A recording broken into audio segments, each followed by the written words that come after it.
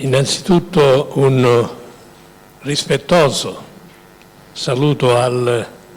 Presidente internazionale Grimaldi, che rivedo sempre con tanta amicizia e tanto piacere, il past direttore internazionale che ci ha affascinato come sempre con le sue slide e comunque con i suoi contenuti. E saluto terza, ma non certamente tale, il governatore, l'amica Mariella Sciammetta, che mi ha voluto coinvolgere in questa giornata sicuramente memorabile, perché è la prima volta che vengono, a mia memoria quantomeno, che vengono proprio istituiti questa forma di incontro, stati generali, e dalla presenza qualificata di queste persone mi rendo conto che in effetti gli astanti sono tutti coloro che hanno la governance di questo distretto in senso lato. Saluto i due vici, il primo vice che rivedo sempre con tanto piacere, Franco Cirillo, e il secondo, Maurizio Gibilaro, che lo vedo troppo. Saluto i past governatori presenti e mi consentono tutti un saluto particolare a Carlo Sartorio, col quale ho condiviso parte iniziale del mio percorso e che lo considero sempre veramente una guida. E saluto tutti voi, officer distrettuali, che siete qua e che con questa presenza avete dimostrato di avere il senso di responsabilità, perché così si deve essere. Non è facile utilizzare o usare l'incarico per apparire, per essere sul tavolo o altro. È importante, e voi lo avete realizzato in tante occasioni, essere in trincea, essere i primi a partecipare insieme agli altri per dimostrare, come diceva Domenico Messina, che in effetti siamo tutti una squadra. Perché devo parlare io del multidistretto? E la ragione è semplice, perché certamente la responsabilità che ho avuto nell'anno 2008-2009 mi consente quantomeno di avere acquisito elementi tali da poter fare un certo discernimento tra certi comportamenti, certe teorie, perché, come dirò appresso, la vita del multidistretto non è stata assolutamente facile, specialmente agli esordi, agli inizi. Ma andiamo per ordine. Noi sappiamo, perché ce l'ha detto egregiamente Domenico Messina, che l'attività di servizio che compete istituzionalmente ai club soci dell'associazione come tali, cellule fondamentali di Lions Club International, viene razionalizzata, organizzata e supportata attraverso organi intermedi, quali il distretto, una struttura suddivisa in zone e circoscrizioni e guidata dal governatore, e ampliando il concetto attraverso il multidistretto, che costituisce la sintesi di tutti i distretti rientranti territorialmente nel contesto di una nazione. Non mi pare superfluo delineare, sia pure in maniera succinta, l'evoluzione dell'ionismo in Italia, da quando esso approdò nel nostro Paese nel 1951. A riguardo mi piace ricordare un particolare che conferma come a volte certi avvenimenti significativi siano determinati dal caso. Un giorno lo svizzero Oscar Haussmann, milanese di adozione e uomo di affari, incontrò per motivi di lavoro uno svedese di nome Arsagen e rimase incuriosito da un distintivo azzurro e oro con una L al centro che il suo interlocutore portava all'occhiello.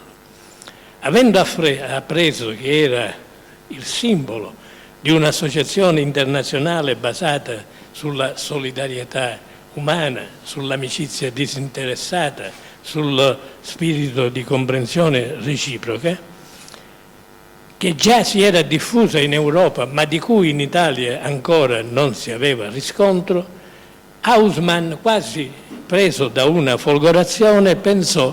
di attivarsi al fine di costituire un sodalizio in Italia, e tanto fece che il 5 marzo del 1951 venne omologato dalla sede centrale il Lions Club di Milano, e il successivo 19 maggio fu sottoscritta la charter da 22 soci fondatori, con presidente l'avvocato Mario Boneschi, che qualche anno dopo sarebbe stato eletto governatore del primo distretto italiano. Per inciso, Haussmann non si fermò al Club di Milano, ma si adoperò per dare vita a numerosi altri sodalizi sparsi in tutta Italia, Sicilia compresa, come appresso vedremo. Dopo Milano, in rapida successione e in ordine sparso, seguirono Napoli, Torino, Firenze, Bergamo, Pescara, Como e Parma, e quindi al congresso di Firenze del 12 settembre 1953 venne costituito il distretto dei Lions Club italiani, cui venne attribuito dalla sede centrale il numero 108. Perché 108? 100 era il numero che toccava ai club europei, 8 perché l'Italia fu l'8° paese europeo ad accogliere il lionismo. Il numero 1 era stato assegnato alla Svezia, di quel signore che aveva il distintivo in cui appunto era nato il primo club europeo. I club continuarono a proliferare e già nel 1957 al Congresso di Roma si cominciò a ventilare la possibilità di strutturare questo unico distretto in multidistretto, quindi praticamente sezionando questo distretto originario. Ma i tempi non erano ancora maturi, tanto che la proposta venne addirittura ritirata senza neanche essere discussa. Ma ormai l'idea si era fatta strada nei 100 e più club nel frattempo fondati, e così, dopo che al congresso di Montecatini del 1958 era pervenuta dal governatore in carica una sollecitazione a dare vita a un multidistretto Italia attraverso la suddivisione del vigente distretto unico in diversi subdistretti, si giunse alla fatidica data del 28 maggio 1959, quando al 7° congresso nazionale di Rapallo l'Assemblea, con 193 voti favorevoli e 135 contrari, approvò la costituzione del multidistretto, che comprendeva 5 distretti contraddistinti ovviamente dal numero 108 e seguiti dalle lettere I, T, A, L, Y, cioè Italy. Non elenco le regioni che facevano parte degli altri distretti per brevità di tempo, mi limito a dire che il distretto 108Y era costituito dalla Campania, dalla Basilicata, dalla Calabria e dalla nostra Sicilia. Ma i club e i soci continuavano a crescere in maniera esponenziale, anche per l'entusiasmo coinvolgente e trascinante di Haussmann, nel frattempo nominato per la sua straordinaria e instancabile opera di proselitismo delegato di Lions International per il Sud Europa e rappresentante dell'Associazione per l'Italia, il quale riuscì ad estendere il lionismo addirittura sino alla Sicilia, che allora appariva proprio veramente in quella da sempre ritenuta l'isola per antonomasia, come sottolineò Pino Grimaldi in un suo messaggio indirizzato proprio al Lions Club di Palermo Host in occasione del cinquantennale. E così nacque, questo lo dico perché è interessante saperlo, il club di Palermo nel 1956, seguito da quello di Catania nel 1957, Ragusa nel 1958, Agrigento, Caltanissetta, Marsala, Messina, Siracusa e Trapani nel 1959, Taormina nel 1960, Castelvetrano nel 1961, sono tutte date di omologazione, Augusta, Caltagirone e Paternò nel 1962, Canicattì e Gela nel 1963, Sciacca nel 1964, Acireale e Piazza Armerina nel 1966, Adrano, Cefalù e Licata nel 1969, che poi a loro volta sponsorizzarono altri club e così via. L'opera di Haussmann si fermò solo per gravi motivi di salute dopo 24 anni e nella toccante lettera di commiato del 31 gennaio 1975 si dichiarò orgoglioso di avere creato 384 club, non 38 club, 384 club con 19.000 soci, da lui definiti tutti veri amici, tesi all'unico scopo di volersi bene, di fare del bene e di servire la propria comunità. Nel contempo comunicò che a sostituirlo con le funzioni di segretaria dell'ufficio italiano di Lions International sarebbe stata la signora Loredana Mandelli, che già lo aveva collaborato, e che nel nuovo incarico dimostrò doti straordinarie di leadership e di signorilità. Ho avuto l'onore e il privilegio di conoscerlo. Haussmann si spense a Lugano il 29 ottobre del 1982. Non mi risulta, e vorrei tanto essere smentito, che alcuno dei club da lui fondati abbia promosso eventi o iniziative per onorare la sua memoria. Naturalmente lo straordinario incremento di club determinò col passare del tempo l'inadeguatezza dell'originaria suddivisione, per cui si procedette progressivamente a graduali ristrutturazioni degli originari 5 distretti,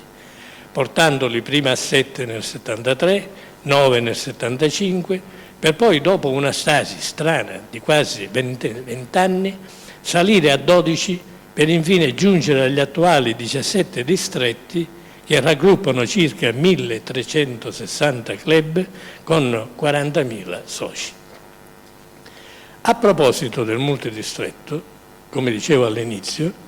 non si può dire che l'idea di dare vita a questa entità sia stata compresa, accettata dalla base associativa, che anzi si manifestava diffidente, esprimendo la propria contrarietà nelle assisi congressuali di Roma del 57, di Montecatini nel 58 e anche a Rapallo, non tributandogli plebiscitari consensi, ma solo una maggioranza risicata, come abbiamo visto. E peraltro lo stesso statuto che venne emanato l'anno successivo non offriva al multidistretto spazi che potessero autorizzare paure di autoritarismo o rischi di accentramento di poteri,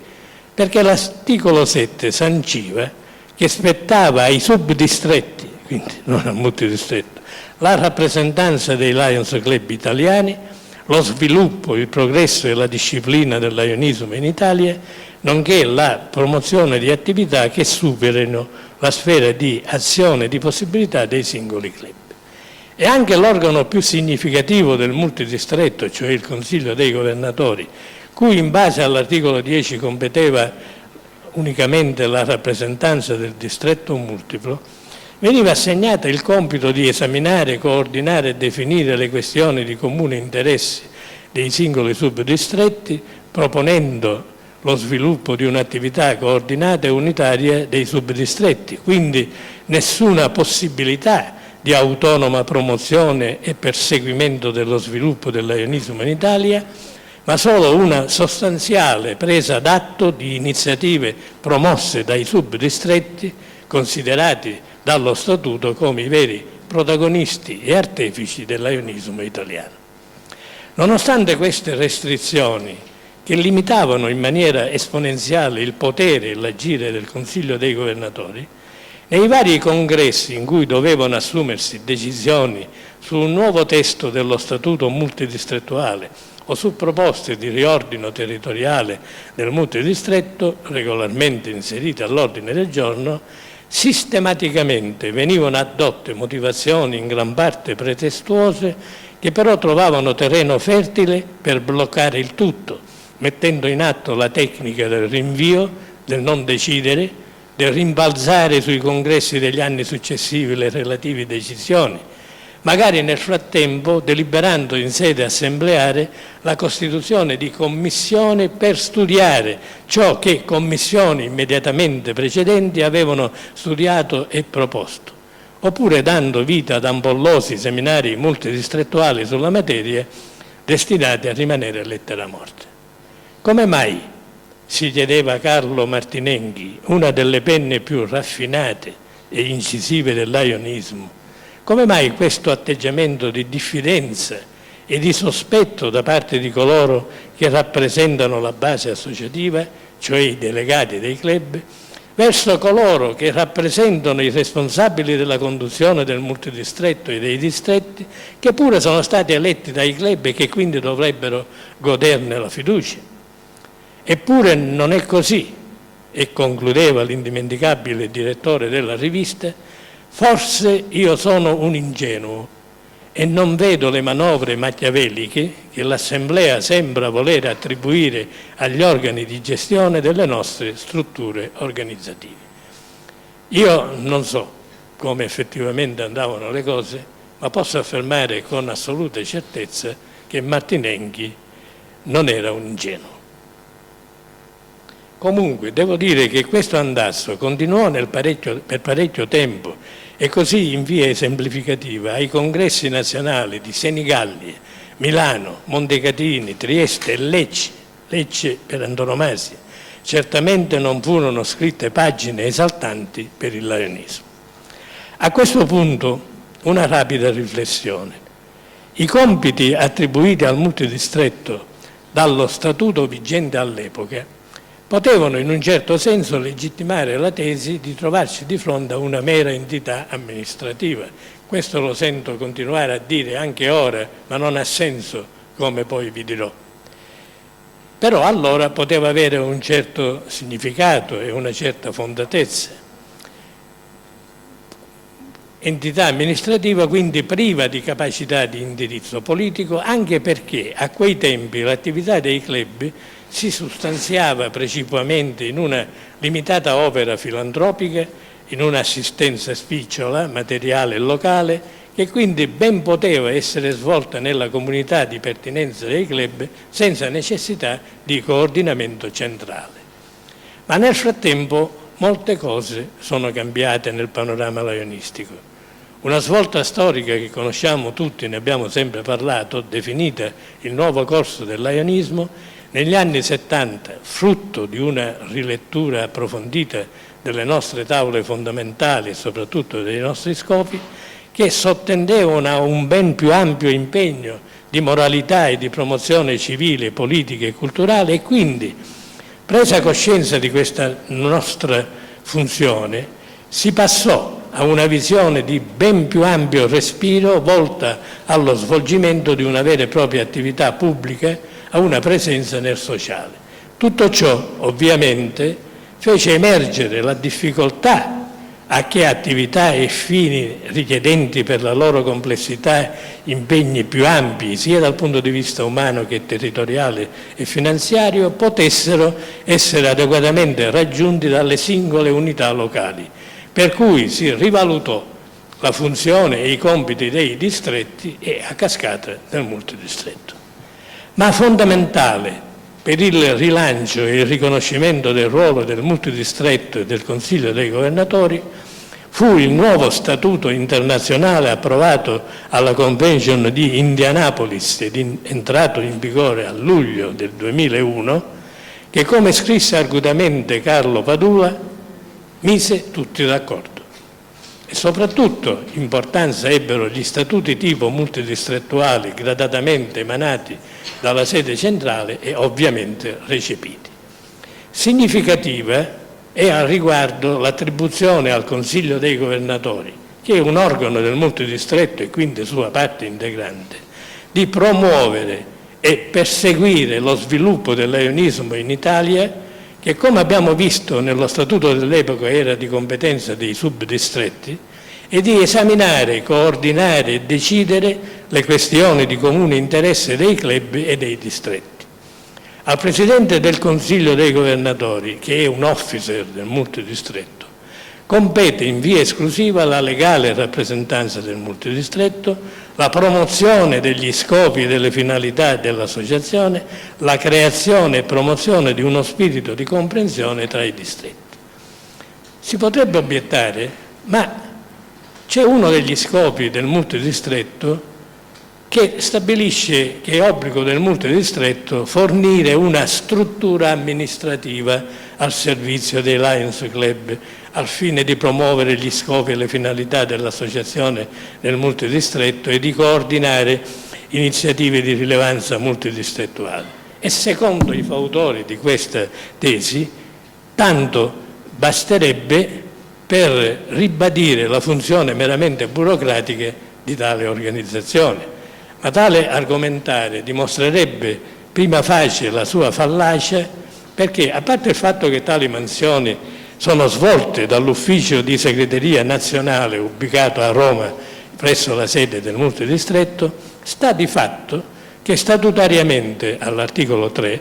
è attribuito al multidistretto lo scopo di sviluppare la vocazione internazionale dell'associazione e diffondere nella pubblica opinione la conoscenza dello spirito lionistico e di promuovere la collaborazione tra i club per la realizzazione di iniziative di servizio e di utilità sociale a favore di terzi nel rispetto della libertà e pari dignità dei club associati. E mi pare che tanto basti per chiudere l'argomento sulla validità, sull'efficacia e sull'utilità dell'organizzazione multidistretto, che quindi non è soltanto una struttura burocratica e che va mantenuta, magari con aggiustamenti riguardo alla strutturazione territoriale dei distretti che lo compongono, come da più parti viene sollecitato, ma su questo punto doverosamente mantengo il riservo per rispetto verso la commissione istituita ad hoc e di cui ho l'onore di fare parte. Ovviamente, di fronte a certe critiche, a volte interessate, livorose e comunque ingenerose, esorto tutti, me compreso, a non dimenticare che sono uomini e donne ad essere preposti a queste delicate mansioni di responsabilità apicali, con le loro capacità, il senso dell'equilibrio, l'umiltà, la sagacia, l'inventiva, ma anche con le loro debolezze, l'arroganza, la presunzione, i preconcetti tipici delle persone umane. E quindi noi confidiamo che prevalga il buonsenso, soprattutto il rispetto verso gli altri, e la consapevolezza che il fine primo e ultimo deve essere per qualunque Lion il bene dell'associazione e la tutela dell'immagine del lionismo in Italia, in Europa e nel mondo. Grazie.